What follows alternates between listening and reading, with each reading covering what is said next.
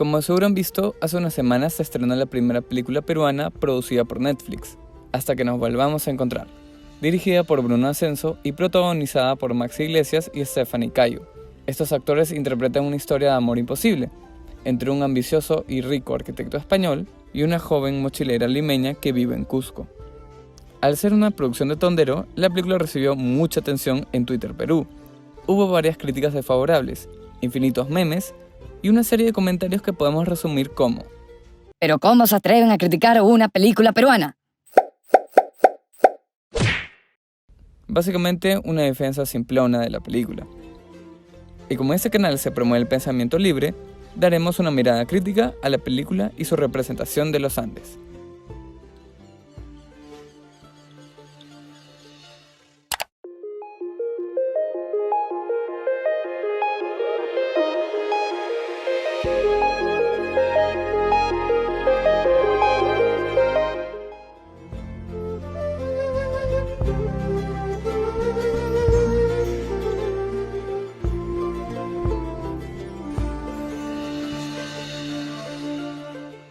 Antes de profundizar en la película, sería bueno comentar la historia de las narrativas exotizantes en el cine sobre el Perú andino. Desde la llegada del cine al Perú, un género tuvo regular desarrollo, el travelogue, la combinación del viaje con el monólogo. Este consistía en cortometrajes que mostraban el patrimonio natural y cultural de locaciones percibidas como lejanas a las grandes ciudades de un país, en este caso, Lima. En general, estas películas respondían a la curiosidad del público de ver por primera vez imágenes en movimiento de lugares extraños para una mirada occidental. Por eso mismo, fueron consecuencia de una típica mirada exotizante. Según el historiador de cine Ricardo Bedoya, este cine se convierte en reflejo de la realidad tangible, instrumento de conocimiento y ventana abierta hacia el mundo, pero también en un lente que percibe y reproduce realidades deformadas por las ideologías y los prejuicios de los que miran y registran. Esto último nos permite conectar con las ideas de Edward Said, principalmente aquellas relacionadas al concepto de orientalismo. El orientalismo consiste en la forma en la que Occidente ha concebido histórica, política y culturalmente al Oriente, en el marco de una presupuesta superioridad sobre este. Oriente es a menudo percibido como un mundo no civilizado, cuya agresividad, irracionalidad e inmoralidad deben ser solucionadas por el dominio occidental. Pero Said también advierte de una lógica de observación y fascinación por lo extraño.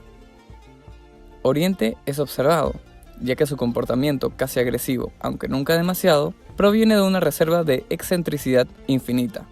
El europeo cuya sensibilidad visita Oriente es un observador que nunca se implica, permanece distante. Oriente se vuelve un cuadro vivo de singularidad.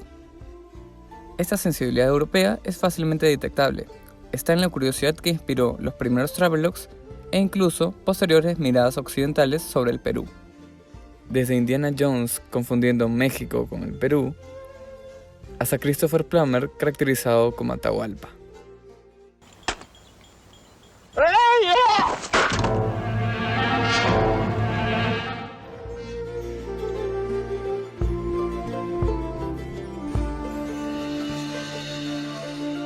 Ahora bien, ¿cómo se traslada la mirada occidental de hace más de un siglo a una película como Hasta que nos volvamos a encontrar?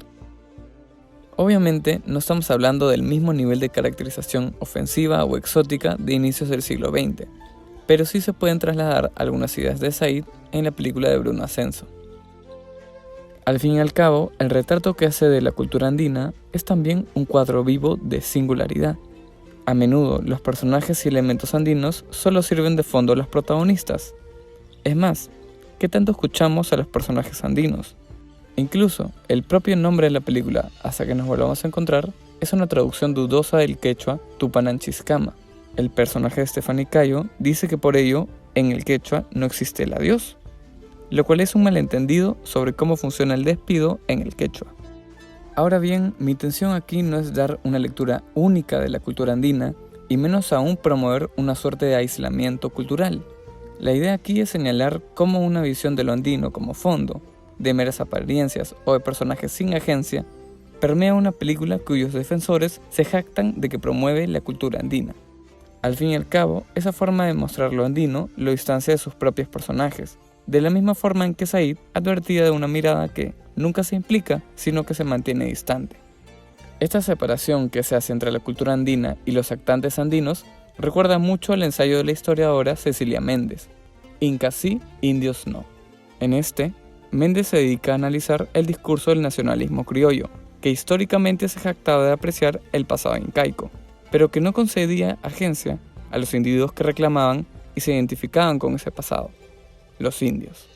Y si bien el nacionalismo criollo ha perdido espacios en los discursos culturales peruanos, la tesis de Cecilia Méndez no pasa desapercibida.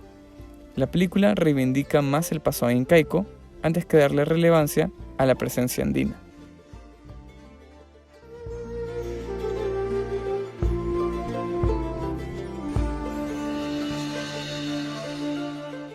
Ojo, hasta que nos volvamos a encontrar no muestra un desprecio puntual sobre el indio. No es entonces una muestra del típico nacionalismo criollo, y queda lejos de ser una de las obras más ofensivas o discriminatorias sobre lo andino. Pero escogí hablar sobre esta película porque es a través de este tipo de contenidos que ciertos temas, como la exotización de los Andes, suelen pasar más desapercibidos. En los últimos años, lo andino ha sido parte central de la cultura nacional. Lo vemos en la promoción del turismo, en la publicidad de productos y con mayor énfasis en la marca Perú. Pero ¿cuánto de ello implica una verdadera inclusión del otro? Podríamos esbozar una respuesta si vemos un panorama más general. Desde los años 90, el discurso a favor del multiculturalismo liberal se ha difundido notablemente en Occidente, y el Perú no ha sido ajeno a ello. Después de varias olas de inmigración interna a las grandes ciudades, se ha ido abandonando el discurso de segregación para dar lugar al multiculturalismo. Sin embargo, se trata de un pensamiento con una tolerancia particular.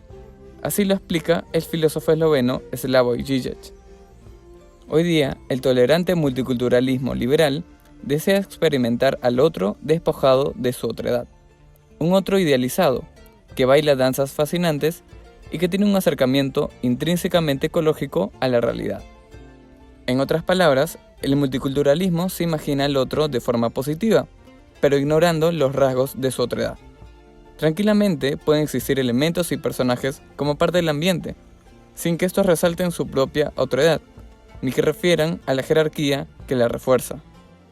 La película juega mucho con la idea de contrastar al moderno y ajetreado hombre español con la sencilla y tradicional vida andina. Oficialmente he sido conquistado por el Perú. Pero en ello, lo andino adquiere valor como escape al estrés de la vida moderna, como un estilo de vida antes que una identidad realmente opuesta o alternativa, como un otro despojado de su otredad.